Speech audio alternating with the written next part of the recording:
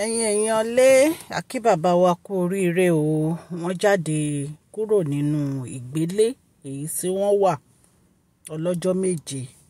Gbogbo nǹkan tí wọ́n dojúkọ nínú ìgbà tó wà nínú ìgbélé yìí, wọ́n ní kì í ṣe nǹkan tó easy.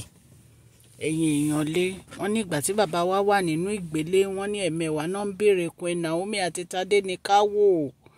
Wọ́n lọ́kàn òun ò balẹ̀. Wọ́n ní eventually wọ́n ní àwọn elder yìí wọ́n ní wọ́n sọ fún Dr. Elizabeth pé àwọn ní láti lọ rí Queen Naomi o, pé torí kábíyèsí ọkàn òun ò balẹ̀ níbi tó ń wà. Ipe ẹ̀mẹ́wàá ni wọ́n ń béèrè Queen Naomi. Ṣé Queen Naomi wà l'Ákúrẹ́? Ṣé Queen Naomi ti kúrò ní Àkúrẹ́ ni? Níbo ni Queen Naomi wà? Kí ló ń ṣe Queen Naomi lọ́wọ́lọ́wọ́? Wọ́n ní oríṣiríṣi nǹkan ni wọ́n ń béèrè lórí ọ̀rọ̀ Queen Naomi àti Tade ní ká wò. Wọ́n ní eventually wọ́n ní Dr. Elizabeth àti àwọn elder yìí wọ́n ní wọ́n lọ sí Àkúrẹ́ láti lọ bá Queen Naomi. Ipe kí Queen Naomi kan jọ kí wọ́n fi voice note sílẹ̀ fún kábíyèsí so that wọ́n lè concentrate, ọkàn wọn á lè balẹ̀. Ipe torí ibi tán wà yẹn ọkàn wọn ò balẹ̀ rárá. Nǹkan tí a gbọ́ nìyẹn, ẹ̀yin ará lé. Bákan náà ni a gbọ́ wípé àwọn elder wọ́n lé àǹtí wa jáde kúrò nínú palace o, nítorí pé ìgbà tí kábíyèsí ti lọ sí ìgbélé tí wọ́n lọ tán lọ gbàdúrà sí àwọn baba ńlá baba wọn, wọ́n ní àwọn olórí wọ́n ní wọ́n padà wọnú palace.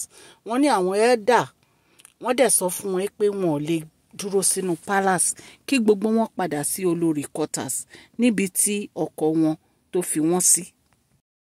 Wọ́n ní ìbànújẹ́ ló jẹ́ fún àǹtí wa ní ìgbà tí kábíyèsí ní kí gbogbo wọn kí wọ́n máa lọ sí olórí quarters, especially àǹtí wa ẹ̀yin náà mọ nǹkan tó ní ó ṣẹlẹ̀ nígbà tí kábíyèsí wà ní ìgbélé tí wọ́n lọ ń gbàdúrà sí àwọn baba ńlá baba wọn àti àwọn ará ilé Ifẹ̀ àti gbogbo ọmọ Nàìjíríà. Gbogbo wa ni wọ́n lọ fi àdúrà ràn lọ́wọ́. Àdúrà bàbá wa dẹ̀ ti gbà lórí wa. Gbogbo nǹkan tó ń ṣẹlẹ̀ nígbà tí kábíyèsí ò sí nílé, gbogbo ẹ̀ náà láti mú wá sí etí ìgbọ́ yín. Bí àǹtí wa bó ṣe ní òun lóyún, àǹtí wa bí àǹtí wa bí ó ṣe lọ ń búra ní ojúbọ, èèyàn lé, gbogbo ẹ̀ láti sọ fún yín. Wọ́n dẹ̀ ní àwọn elder ní pé wọ́n ń ro ọ̀rọ̀ ẹ̀ lọ́wọ́, investigation ó ń lọ lórí ọ̀rọ̀ ẹ̀, nítorí irú ìwà tí àǹtí wa àti ẹ̀ṣẹ̀ tí ó ṣẹ̀ tí wọ́n fi ní òrìṣà ń yọ sí wọn ò mọ̀. So wọ́n ń gbìyànjú láti mọ nǹkan tó ń ṣẹlẹ̀, bí a ṣe gbọ́ nìyẹn, ẹ̀yin ará lé. Wọ́n ní wọ́n ń ro ọ̀rọ̀ àǹtí wa lọ́wọ́. Ìpè kábíyèsí dẹ̀ sọ fún un wípé kó lọ sí olórí quarters, kó lọ dúró síbẹ̀ títí tí wọ́n fi yanjú ọ̀rọ̀ ẹ̀. Ẹ̀yin èèyàn lé, nínú pálàsì bàbá Erin ńlá náà ni gbogbo èyí tí ń ṣẹlẹ̀ o. Wọ́n ní dídé tí bàbá wa dé, wọ́n ní inú wọn ò dùn nítorí gbogbo nǹkan tó ṣẹlẹ̀ ńgbà tán dé.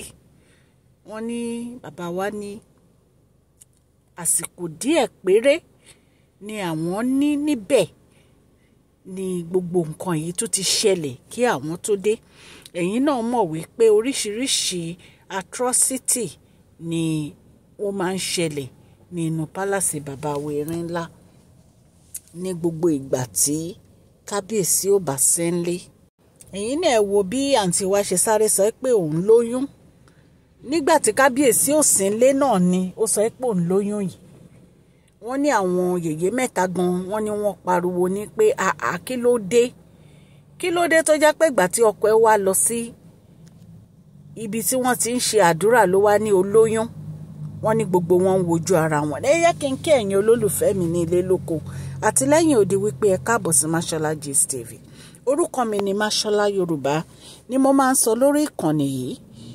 À ń sọ nítorí pé àfẹ́gbàgbé àṣà àti èdè wa àti fún ọ̀pọ̀lọpọ̀ àwọn tí wọ́n gbọ́ Gẹ̀ẹ́sì à ń sọ̀rọ̀ nípa celebrity gist, royal gist, politics àti gbogbo nǹkan tó ń ṣẹlẹ̀ ní agbègbè orílẹ̀-èdè bàbá wa ní ilẹ̀ Nàìjíríà. Ẹ̀yin èèyàn létẹ̀ bá ti subscribe o kẹ̀dẹ̀ tẹ notification bell yín so that a bá ti post any gist ẹ máa rí. Òkè ní ọlá yín á máa lọ o, ọlá yín ò ní lọ ìsàlẹ̀ láéláé. Ẹ̀yin èèyàn lé ẹ má gbàgbé kẹ́ fún fídíò wa ní thumbs up o, ó ṣe pàtàkì fún channel yìí. Gbogbo nǹkan tá a gbọ́ nìyẹn látìgbà tí bàbá wa ti dé láti Ìgbélé, ibi tí wọ́n ti lọ gbàdúrà fún gbogbo àwọn ọmọ Nàìjíríà àti àwọn ará ilé Ifẹ̀. Ẹ̀yin èèyàn lé àdúrà bàbá wa ti gbà lórí wa.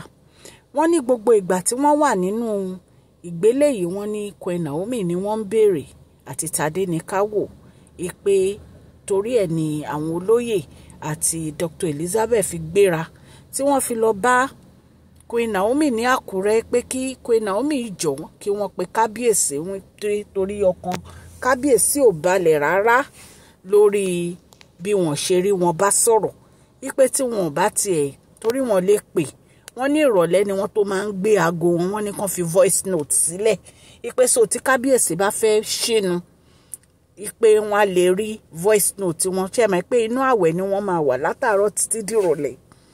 Nǹkan tí a gbọ́ nìyẹn allegedly.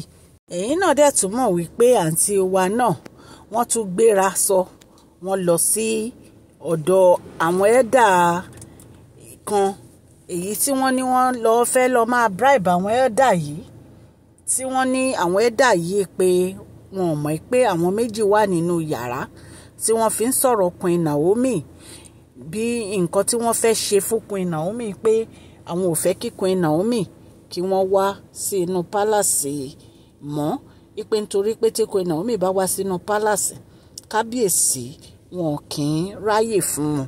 Nǹkan tá a gbọ́ nìyẹn ẹ̀yin ará ilé. So wọ́n ní àwọn ẹ̀dà yìí dẹ̀ ń béèrè lọ́wọ́ wọn pé kí ni Queen Naomi ṣe. Wọ́n ní àǹtí wa wọ́n kàn ní wọn kì í jẹ́ kí kábíyèsí ráyè tàwọn.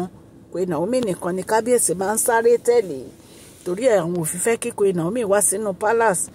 Káwọn ẹ̀dà yìí gbìyànjú bí wọ́n ṣe máa make sure pé Queen Naomi ò ní wá sí inú palace. Wọ́n ní gbogbo nǹkan tó ń sọ pátápátá wọ́n ní wọ́n kà sílẹ̀. Wọ́n ní báwọn méjì tó kù ṣe jáde láti inú yàrá nìyẹn. Wọ́n ní ọwọ́ àǹtí wa bọ̀ ni. Ẹ̀yin èèyàn lé gbogbo ẹ̀ṣẹ̀ táǹtí wá ṣẹ̀ yìí bàbá wa ti dé, gbogbo ẹ̀ náà ni wọ́n á fi tó bàbá wa létí tí bàbá wa dẹ̀ gbé ìgbésẹ̀ lórí ẹ̀, ṣùgbọ́n wọ́n ní bàbá wa ní kó lọ dúró sí ibi tí àwọn elder ní kán dúró sí nítorí pé àwọn ni wọ́n ń ṣe gbogbo àmójútó nǹkan tí àǹtí wa ṣe.